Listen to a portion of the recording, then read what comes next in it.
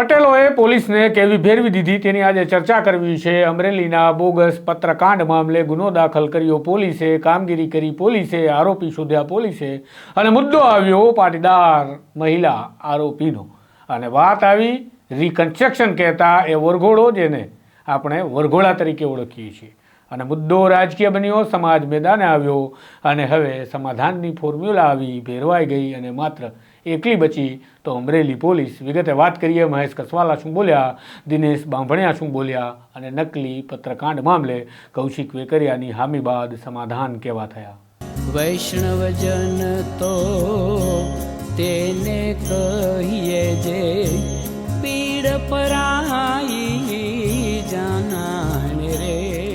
નમસ્કાર, હું છું આપની સાથે તુષાર બસિયા। નવજીવન ન્યૂઝમાં આપનું સ્વાગત છે। અમરેલીમાં બોગસ પત્રકાંડ સામે આવતા આ મામલે ગુનો નોંધવામાં આવ્યો।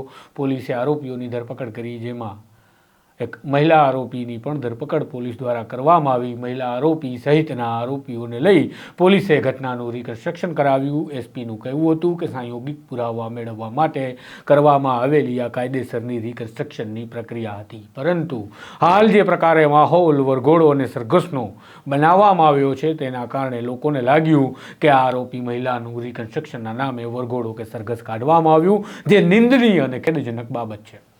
આ મામલે વિપક્ષ પણ બોલ્યું, સત્તા પક્ષમાં ભાજપના નેતાઓ પણ બોલ્યા। આજે ખોડલધામની મિટિંગ બોલાવવામાં આવી હતી અમરેલીમાં અને ત્યાં ધારાસભ્ય કૌશિક વેકરિયા કે જેમને લઈને આ બબાલ હતી, કારણ કે આ બોગસ પત્રમાં તેમના પર ગંભીર આક્ષેપો લખવામાં આવ્યા હતા, તેઓ પણ હાજર રહ્યા હતા।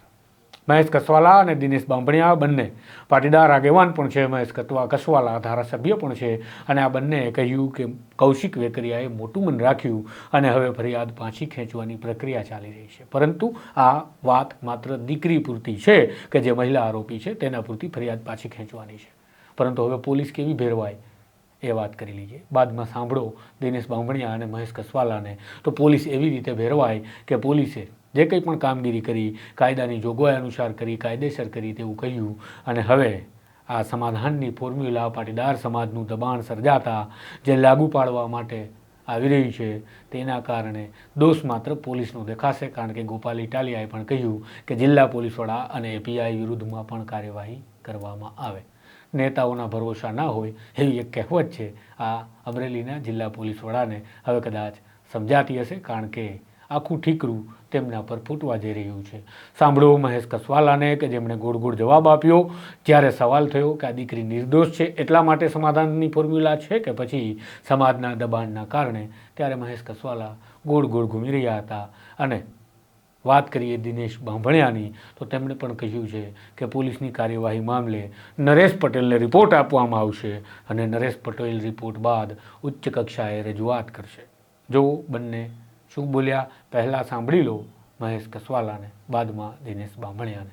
જે પ્રકારે અમરેલીના ધારાસભ્ય કૌશિકભાઈ વેકરિયા અને એમને બદનામ કરતા એક પત્રના સંદર્ભમાં જે કેસ ઉપસ્થિત થયો, કાનૂની પ્રક્રિયા ઊભી થઈ, એમાં એક પટેલ સમાજની દીકરી એમનું પણ નામ હતું ને, એને કારણે જે પ્રકારની સ્થિતિ 2 દિવસથી આપ પણ જાણો છો ઊભી થઈ છે।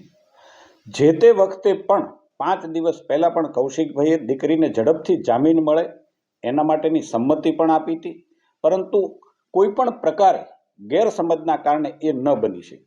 આજે સમાજના વરિષ્ઠ લોકો આજે અમરેલી મુકામે આવ્યા, રાજકોટથી, અમદાવાદથી, ગાંધીનગરથી ને અમરેલી સમાજના લોકો આવ્યા, કૌશિકભાઈની સાથે બેસી અને વાત કરીને દીકરીને કેવી રીતે ઝડપથી આ કાનૂની પ્રક્રિયામાંથી બહાર લાવી શકાય, એમને કેવી રીતે કાનૂની પ્રક્રિયાથી મદદ કરી શકાય એના માટે કૌશિકભાઈ સાથે પણ સમાજે ચર્ચા કરી। મેં પણ એ ચર્ચામાં ભાગ લીધો અને કૌશિકભાઈએ તમામ પ્રકારનો સહકાર આપવા માટે મોટું મન રાખી અને એક જ સેકન્ડની અંદર હા પાડી। ફરિયાદીના બયાનને આધારે દીકરીને ઝડપથી બહાર લાવવા માટેની પ્રક્રિયા શરૂ કરવામાં આવી છે અને હું એમ માનું છું કે આજના દિવસમાં જ બહેન છે એની ફરિયાદ પાછી ખેંચાય અને કાનૂની પ્રક્રિયાના આધારે દીકરીને બહાર લાવવા માટેના પ્રયાસો આજે જ સફળ થશે, પૂરા થશે અને આ વિવાદ છે હું એમ માનું છું કે એનો સુખદ અંત આવશે। મહેશભાઈ, તો આ દીકરી નિર્દોષ છે કે પછી સમાજના પ્રેશરથી ફરિયાદ પાછી ખેંચવામાં આવી રહી છે?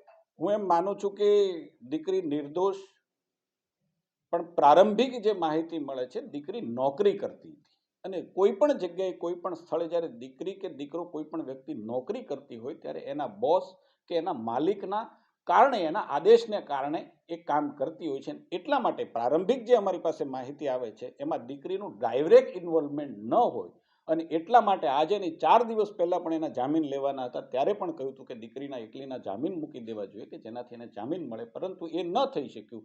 આજે એમની ફરિયાદ કેવી રીતે પાછી ખેંચી શકાય કાનૂની પ્રક્રિયાના આધારે એ માટેની કૌશિકભાઈએ સંમતિ આપી છે. ફરિયાદી જે અમારા તાલુકા પંચાયતના પ્રમુખ છે એમને પણ સંમતિ આપી છે અને એ કાર્યવાહી સમાજના લોકોની વિનંતીના આધારે અને કૌશિકભાઈના મોટા મનના આધારે આજે કરી પણ રહ્યા છે. આપને એવું લાગે છે ફરિયાદ કરવામાં ઉતાવળ થઈ? હું એમ માનું છું કે એ બધી કાનૂની પ્રક્રિયા છે, ઉતાવળ થઈ કે નહીં એ મને હું ન કહી શકું, પરંતુ ફરિયાદ તો આ જે ઘટના ઘટી હતી, કૌશિકભાઈ પણ પાટીદાર સમાજનો દીકરો છે, ફરિયાદી પણ તાલુકા પંચાયતના અધ્યક્ષ છે, પાટીદાર સમાજના છે, 7 જેટલા લેટર હેડો બીજા પણ પકડાયા છે અલગ અલગ ગ્રામ પંચાયતના. આ ઘટના નાની નથી, પરંતુ દીકરીની સામે જે પ્રકારે આને પ્રારંભિક રીતે આપણી પાસે માહિતી આવે છે કે દીકરીનું કોઈ રાજકીય રાગદ્વેષ ન હોઈ શકે, માત્ર એ નોકરી જ એમને ત્યાં કરતી હતી, તો એના આધારે એની ફરિયાદ પણ પાછી ખેંચાય અથવા તો એને ઝડપથી જામીન મળે, બંને શક્યતાઓ હતી. આજે હું એમ માનું છું કે ઘીના ઠામમાં ઘી પડી જશે અને બેન છે એ બા ઇજ્જત મુક્ત થશે. અમરેલી બોગસ પત્રિકાકાંડ બાબતે જે છેલ્લા 4 દિવસથી દીકરી પાયલ ગોટી નામની દીકરી સાથે જે બનાવ બન્યો અને તેને લઈને સમાજની ચિંતા કરવામાં જે કંઈ લોકો સાથે હતા એને લઈને નરેશભાઈ પટેલ ખોડલધામના ચેરમેન દ્વારા આજે ખોડલધામ ટ્રસ્ટની અહીંયા મિટિંગ બોલાવવામાં આવી હતી અને એમાં સમાજના આગેવાનોને સાથે વિચાર વિમર્શ કરીને જે આ દીકરીને ન્યાય અપાવવા માટે જે લોકોએ યોગદાન આપ્યું છે તેમાં અમારા ખોડલધામ મહિલા કન્વીનર શ્રી જેનીબેન ઠુમર, પારેશભાઈ બગસરાથી સોદિત્રા, મનોજભાઈ પનારા, અલ્પેશભાઈ કથિરિયા અને ખોડલધામના સમગ્ર ટ્રસ્ટીગણ દ્વારા આજે એક નિર્ણય લેવામાં આવ્યો કે જે દીકરીને સાથે અન્યાય થયો છે તેને તાત્કાલિક રીતે પોલીસ અને કોર્ટમાંથી મુક્તિ મળે અને ફરિયાદમાંથી એનું નામ નીકળે એના માટેના પ્રયાસો ખોડલધામ સંસ્થા દ્વારા છેલ્લા 2 દિવસથી કરવામાં આવતા હતા. ગુજરાત સરકાર અને ગૃહમંત્રી સહિતના અધિકારીઓ સુધી વાત પહોંચાડીને આ દીકરી સાથે થયેલા અન્યાયનું પોસ્ટમોર્ટમ કરી અને આજે એક નિર્ણય ઉપર આવ્યા છીએ કે દીકરી આજે ને આજે કોર્ટમાંથી કઈ રીતે પરમિશન સાથે પોલીસમાં જેલમાંથી બહાર નીકળે એના માટેના નિર્ણયમાં ફરિયાદી પક્ષે જે લોકો છે એમને પણ સંસ્થા દ્વારા વાત કરવામાં આવી અને એમણે આજે તરત જ આ વાત સ્વીકારી અને મોટા માન્ય કૌશિકભાઈ વેકરિયા અને એ લોકોએ પણ આ દીકરીનું નામ કમી કરવા માટે અને જરૂરિયાત હોય ત્યાં એફિડેવિટ કરવા માટેની તૈયારી બતાવી છે. સમગ્ર ગુજરાતમાં આવો ભવિષ્યમાં બનાવ ન બને એની તકેદારી રાખવા માટે પણ વિભાગને અને મુખ્યમંત્રી સુધી રજૂઆત થઈ છે. દીકરી સાથે જે કંઈ અન્યાય થયો છે તેના પરિવારને આજે ન્યાય આપવા માટે ખોડલધામ સંસ્થા દ્વારા અને સમાજના આગેવાનો દ્વારા જે પ્રયાસ કરવામાં આવ્યો હતો એમાં આજના સુખદ આ અંત આવે એના માટેનો એફિડેવિટ અને ફરિયાદ પાછી ખેંચવાની પ્રોસિજર હવે પછી અમે અત્યારે એસપી શ્રીને રજૂઆત કરીશું. એને કોર્ટમાં તો હજી કાલની તારીખ છે, તો આજે કેમ છૂટશે? કાયદાકીય પ્રક્રિયા મુજબ જે કંઈ એના ફરિયાદ પાછા ખેંચવાના જે નિયમો છે એ મુજબ કોર્ટની પરમિશન, એટલે અમે જે વકીલ પાસેથી સલાહ લીધી છે એ મુજબ 169ની એક કલમની જોગવાઈ મુજબ ફરિયાદીનું એફિડેવિટ રજૂ થાય અને કોર્ટ પરમિશન આપે તો દીકરી આજે બહાર આવી શકે છે. કૌશિકભાઈ શું કીધું બેઠકમાં? કૌશિકભાઈએ સમાજની જે વાત હતી એ સ્વીકારી છે અને એમણે તરત કીધું છે કે ભાઈ ફરિયાદી પક્ષે અને અમારા પક્ષે જે કંઈ એફિડેવિટને જરૂર પડે અથવા જે કંઈ એના કાગળોની સ્ટેટમેન્ટની નિવેદનની જરૂર પડે એ તરત આપવામાં આવશે. પોલીસની જે કાર્યવાહી છે એ અંગે શું કહેશો?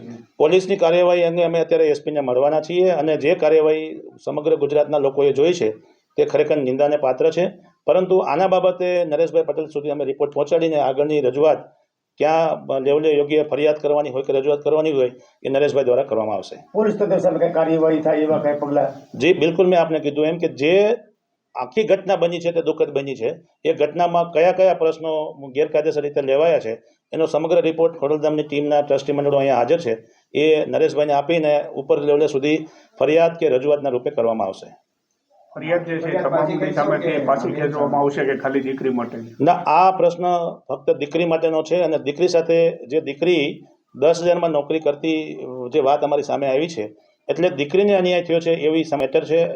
વૈષ્ણવજન તો તેને કહીએ જે પીડ પરાઈ જાનાને રે.